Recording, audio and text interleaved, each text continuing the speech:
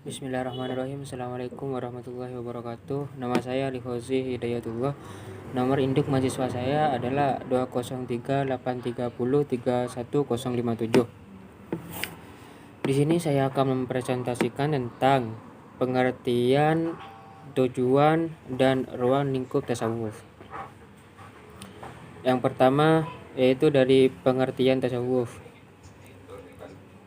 Tasawuf menurut bahasa yaitu berarti sufi atau sopos yang berbahasa Yunani yang artinya hikmah, atau suf yaitu kain wol.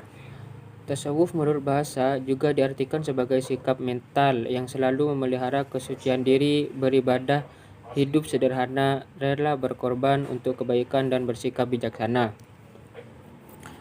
Menurut istilah, tasawuf adalah upaya mensucikan diri dengan cara menjauhkan pengaruh kehidupan dunia dan memusatkan perhatian hanya kepada Allah Subhanahu wa taala.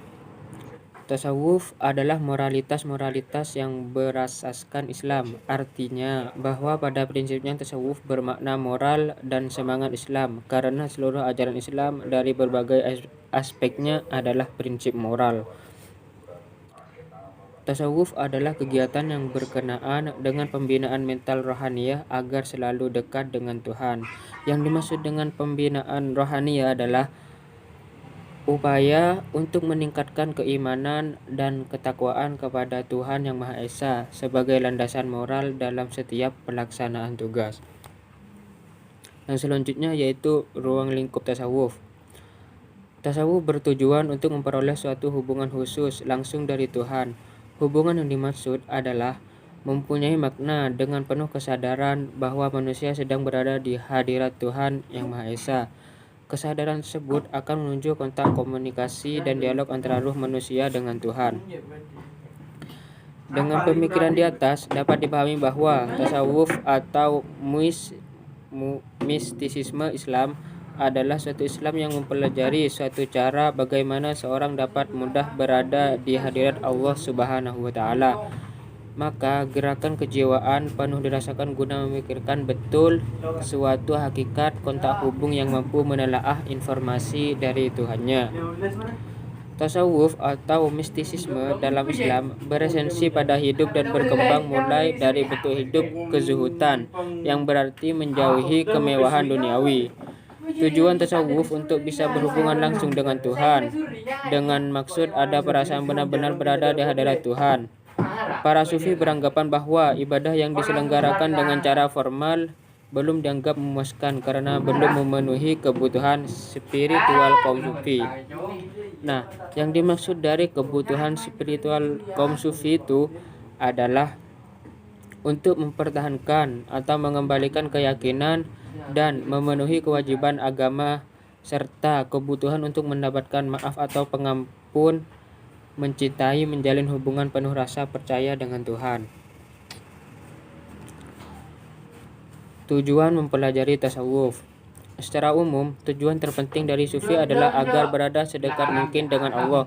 Akan tetapi apabila diperhatikan karakteristik tasawuf secara umum yaitu yang pertama, untuk pembinaan aspek moral, aspek ini meliputi mewujudkan stabilan jiwa yang berkesinambungan, penguasaan dan pengendalian hawa nafsu sehingga manusia konsisten dan komitmen hanya kepada keluhuran moral. Poin yang kedua, untuk ma'rifatullah melalui penyingkapan langsung atau metode al-kash al-hijab. Tasawuf ini sudah bersifat teoritis dengan seperangkat ketentuan khusus yang diformulasikan secara sistematis analisis. Dan yang poin yang terakhir yaitu poin nomor 3, untuk membahas bagaimana sistem pengenalan dan pendekatan diri kepada Allah secara mistis atau filosofis. Pengkajian garis hubungan antara Tuhan dengan makhluk, terutama hubungan manusia dengan Tuhan yaitu dekat dalam arti melihat dan merasakan kehadiran Tuhan dalam hati. Dekat dalam arti berjumpa dengan Tuhan sehingga terjadi dialog antara manusia dengan Tuhan. Dan makna dekat yang ketiga adalah penyatuan manusia dengan Tuhan sehingga yang terjadi adalah monolog antara manusia yang telah menyatu dalam irada Tuhan. Nah, kesimpulan dari tujuan tasawuf itu yaitu kebersihan diri dan taqarrub atau mendekat kepada Allah Subhanahu wa taala. Faedah tasawuf ialah membersihkan hati agar sampai kepada makrifat Allah Subhanahu wa taala sebagai makrifat yang sempurna untuk keselamatan di akhirat dan mendapatkan keridhaan Allah Subhanahu wa taala dan mendapatkan kebahagiaan abadi. Mungkin hanya ini presentasi dari saya, kurang lebihnya mohon maaf. Wassalamualaikum warahmatullahi wabarakatuh.